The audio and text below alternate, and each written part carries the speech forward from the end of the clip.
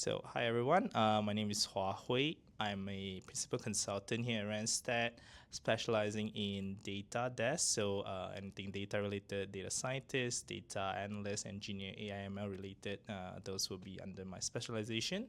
I've been in Randstad for just over 2 years now.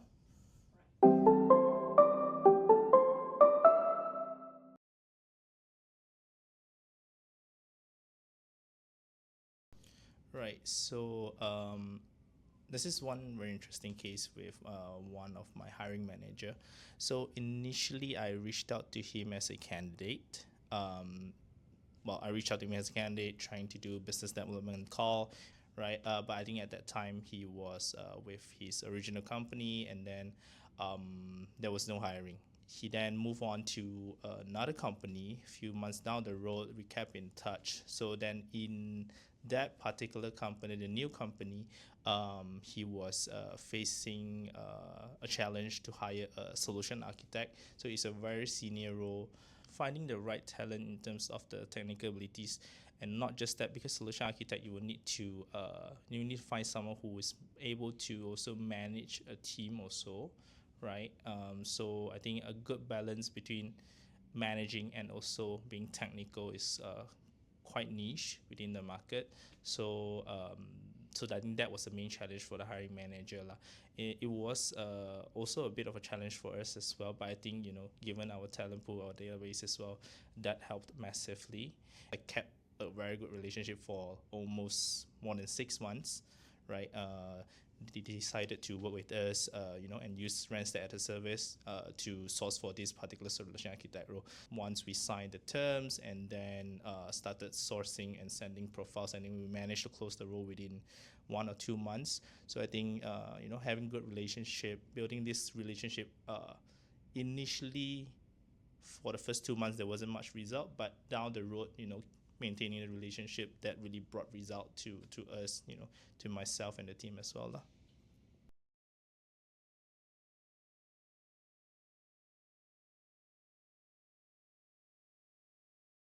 I think we have a very detailed conversation about what they want in this position, right? We went on a call, actually multiple calls, to align on the requirement, on what they want. Obviously, as a hiring manager, they usually will put everything in the job description lah, right?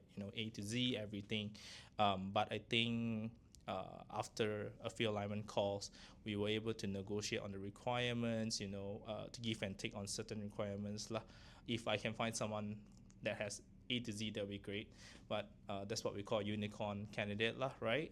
But most of the time, there will be some negotiation in terms of like the skill sets lah. So I think we managed to negotiate on the skill sets, and yeah, I think that part really helped us massively in terms of finding the right candidate.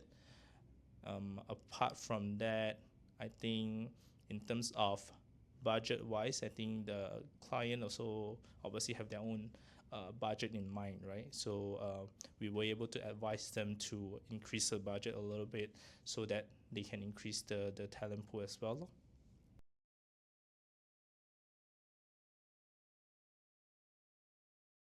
Oh, I think CTO, which is the hiring manager, um, before the joining of the solution architect, he was basically struggling a lot because he had to do everything, right?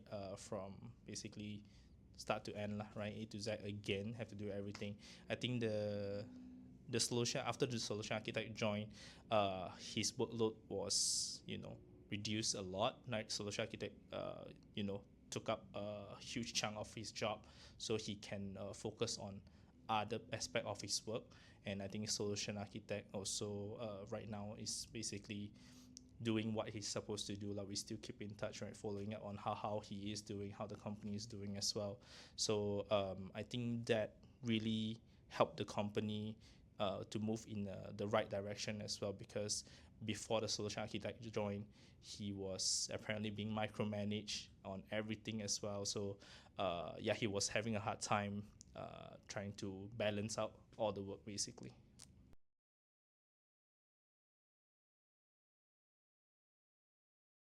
Mm. Okay.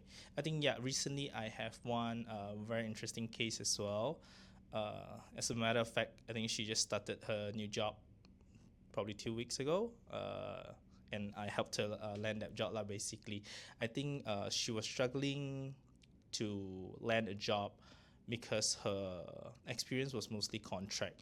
So it looks a little bit jumpy on the CV, and most clients do not like jumpy candidates lah. But I managed to help her land the job by explaining why her tenure is so short in each of the employment.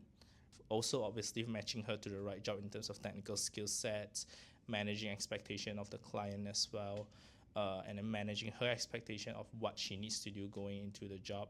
And I prepared her quite well during the interview. And after just one round of interview, they decided to move forward with her. And now, I believe this would be her first full time job instead of a contract job. She's very happy. She's very thankful, and I'm happy to help her as well lah.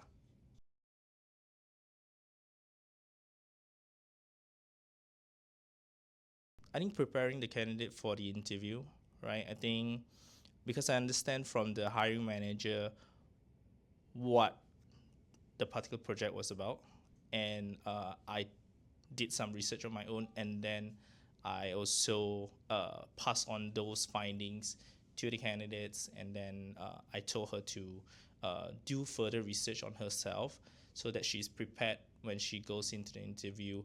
And true enough, during the interview, those questions came up, regarding the use cases and stuff like that. And I think she did superbly because she was well prepared. So I think that really ensured the placement to be successful. Yeah.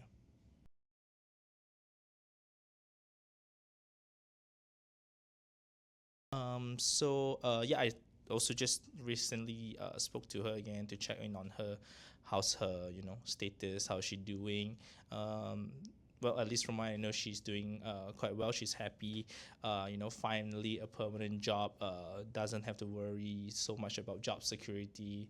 And then within a very good environment, huge MNC, benefits are very, very good. And in terms of compensation and benefits, why she's being compensated quite well as well compared to her last job, because I think her last job was a contract and now it's permanent, and now she's in an MNC. So yeah, she's very, very happy lah.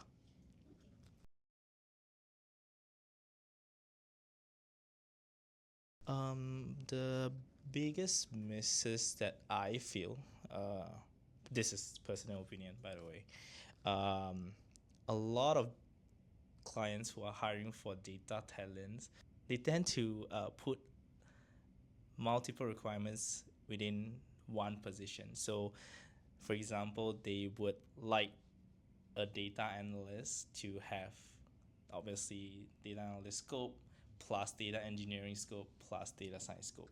So this usually would be three different roles, but they jam it into one role. So I feel like that would be a difficulty for them and obviously for us as well. And obviously this is where we come in to manage their expectation as well, right? To consult as well, because after all we are consultant, right? We have to consult on what they can do to make the hiring plan easier.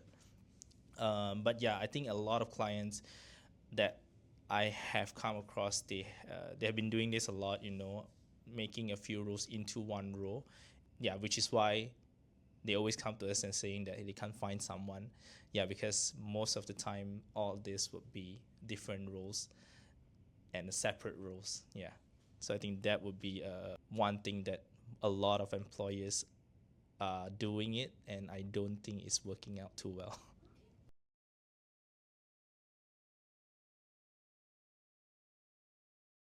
Right. I think one skill's definitely being very hands-on, especially well, I'm speaking for data candidates at least, right? I've seen a lot of data roles require them to be very um, hands-on coding. Even very senior positions itself requires them to be hands-on, not just code review or managing a team. um, I've seen some, let's say, CTO in SME having to work with their junior or their senior data science or senior data analyst until, let's say, 11 p.m., 12 a.m. So I've seen CTO like that is, still very hands-on, able to code. So I think being very hands-on is going to be a huge advantage for the next few years as well, because a lot of the requirements right now require them to be very technically hands-on. Because I think there might be some misconception that, once you are at a very high level, you probably don't need to be hands-on already, which is true to a certain extent.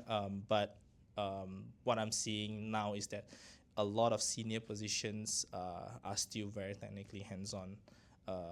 Yeah, which I believe would be the case for next few years as well, and I think it would be an advantage lah, right? If you are hands-on, then that'll be great lah.